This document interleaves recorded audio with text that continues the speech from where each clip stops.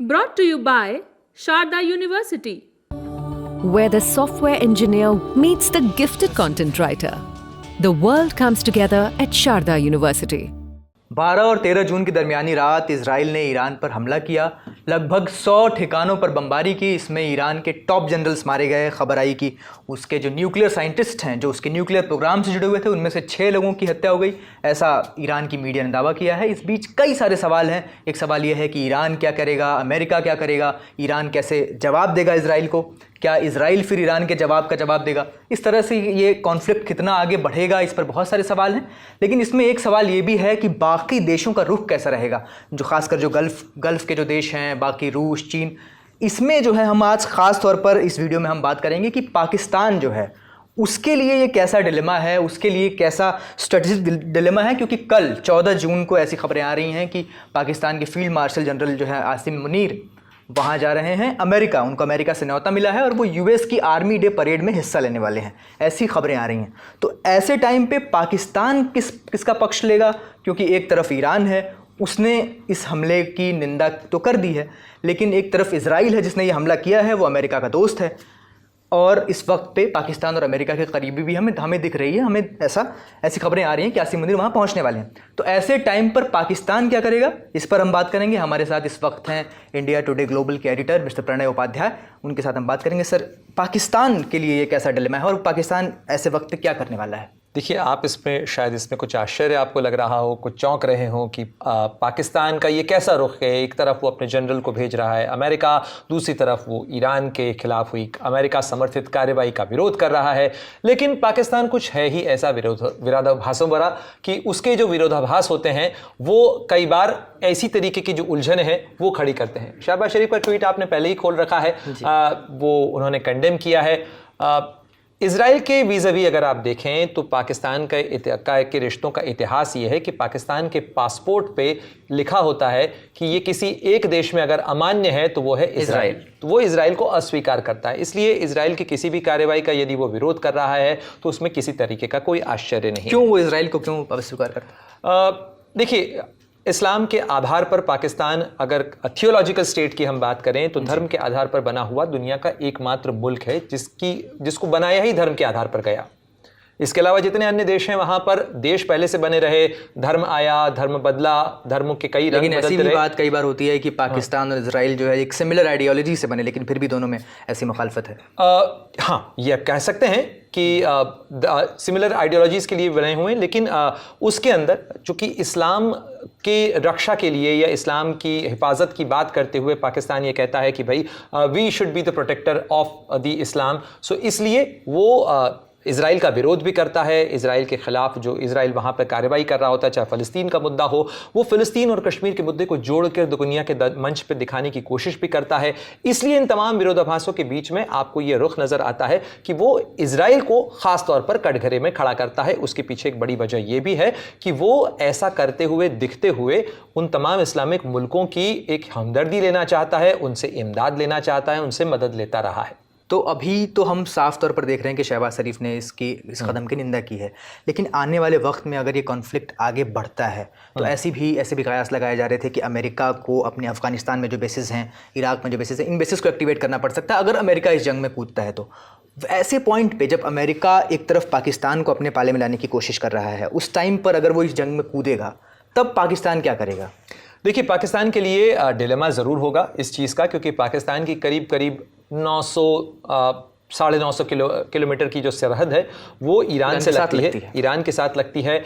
उस सरहद के ऊपर अभी पिछले साल जनवरी के अंदर ही हालत थी कि ईरान ने जैशुल अदल, जो कि बलूचिस्तान के इलाके के अंदर पाकिस्तान में मौजूद संगठन है, उसके खिलाफ मिलिट्री स्ट्राइक की थी, सर्जिकल स्ट्राइक की थी। जैसी का सर्जिकल स्ट्राइक्स इजराइल ने की हैं, वैसी ही सर्जिकल स्ट्राइक्स जो हैं वो ईरान ने पाकिस्तान की हद के अंदर जाके की थी, ये कहते हुए कि पाकिस्तान के अंदर एक आतंकवादी संगठन है जो कि हमारे खिलाफ काम कर रहा है और हम इसकी इजाज़त नहीं दे सकते हैं। उसके बाद पाकिस्तान की तरफ से भी कार्रवाई की गई। हालांकि कुछ पैचअप हुआ उसके बाद में, और उसके बाद पाकिस्तान और ईरान के बीच में हाई लेवल विजिट्स भी हुई। हाल ही में ऑपरेशन सिंदूर के बाद में शहबाज शरीफ और जो है आसिम मुनीर, वो दोनों ही तेहरान गए थे। जी। उन दोनों ने वहां पर जो शुक्रान डिप्लोमेसी है, शुक्रिया करने वाली, उसके तहत कई देशों का दौरा किया था। उसके अंदर वो तेहरान भी गए थे। तो पाकिस्तान जो है उसके लिए एक उलझन हो सकती है क्योंकि कंटिगुअस है, उसकी बॉर्डर। क्या अमेरिका ऐसा कोई दबाव बना सकता है पाकिस्तान पर, क्योंकि इस वक्त वो ऐसा पाकिस्तान खुद भी ऐसा चाहेगा कि उसे अमेरिका का साथ मिले, क्योंकि जरूरत भी है। जाहिर तौर पर अमेरिका का दबाव होगा और अमेरिका के दबाव के अंदर पाकिस्तान के ऊपर इस बात का प्रेशर होगा कि वो पीठ फेर ले, वो बहुत ज़्यादा इसमें इन्वॉल्व ना हो, किसी तरीके से वो इसके अंदर शामिल होते हुए ईरान के लिए बहुत हमदर्दी या किसी तरीके की मदद देता हुआ न दिखे। लेकिन यहाँ पर एक नया प्रेशर होगा कि अगर चीन ईरान की मदद के लिए आगे आता है तो वो पाकिस्तान के ऊपर, यानी ये बहुत बड़ा डिलेमा है। मतलब जितना हम अभी देख पा रहे हैं उससे कहीं बुरा उतर सकता है ज़मीन पर अगर ये कॉन्फ्लिक्ट आगे बढ़ी, क्योंकि चीन एक तरफ से ईरान की तरफ जा सकता है, बिल्कुल, अमेरिका इजराइल की तरफ जा सकता है, और उस पॉइंट पे पाकिस्तान को चुनना होगा कि वो अमेरिका की तरफ जाएगा या चीन की तरफ। पाकिस्तान कई खेमों की राजनीति करता है और वो एक तरफ अमेरिका की तरफ खास जाना चाहता है, अमेरिका की तरफ रहना चाहता है, दूसरी तरफ वो जो है पाकिस्तान के बारे में अक्सर कहा जाता है कि Pakistan is a contractor state.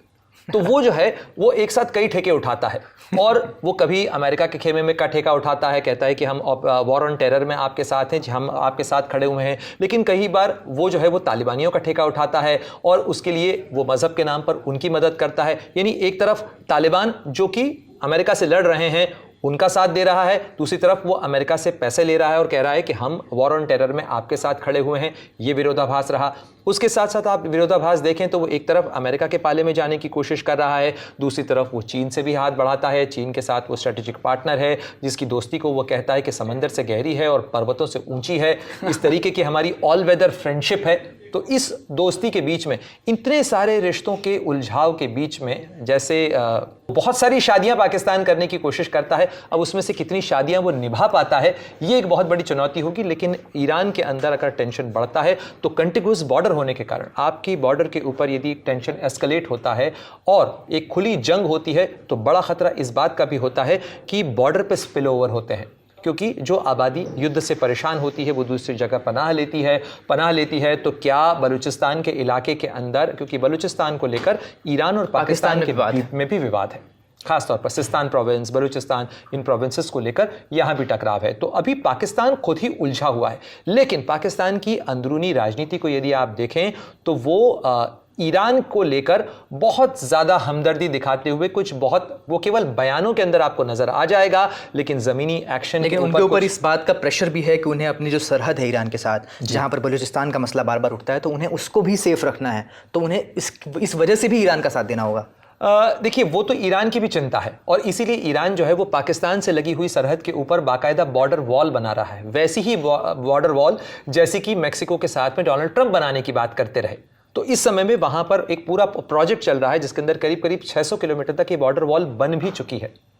तो ये बॉर्डर का प्रोजेक्ट तो जो है उसमें ईरान कितनी इजाज़त देता है, क्योंकि ईरान को हमेशा इस बात का खतरा रहा कि पाकिस्तान के अंदर मौजूद जो आतंकी संगठन है वो उसकी सरहद में दाखिल होते हैं, वहाँ कार्रवाई करने की कोशिश करते हैं। तो अपनी सरहदों को महफूज रखने के लिए या बलूचिस्तान का मूवमेंट जो है वो कहीं ईरान की हद वाले बलूचिस्तान में न फैले, ये भी चिंता और आशंका ईरान को है। इसलिए भी जो है वो अपने आप को सुरक्षित रखने की कोशिश कर रहा है। इसलिए अभी ये कहना मुश्किल है कि ये जो टेंशन है इसका स्पिल ओवर पाकिस्तान के साथ यदि होता है तो उसके क्या डायमेंशंस हो सकते हैं, क्या आयाम सामने आ सकते हैं। जी, ये देखने लायक होगा कि ये कॉन्फ्लिक्ट आगे जाकर के किस हद तक आगे बढ़ती है, क्या होता है, और इस असमंजस में जो है पाकिस्तान अपने आकाओं में से किन को चुनता है। शुक्रिया, हमारे साथ प्रणय थे। और बाकी इस खबर से जुड़ी जो भी अपडेट्स हैं वो आपको ललन टॉप पे मिलती रहेंगी। देखते रहिए ललन टॉप।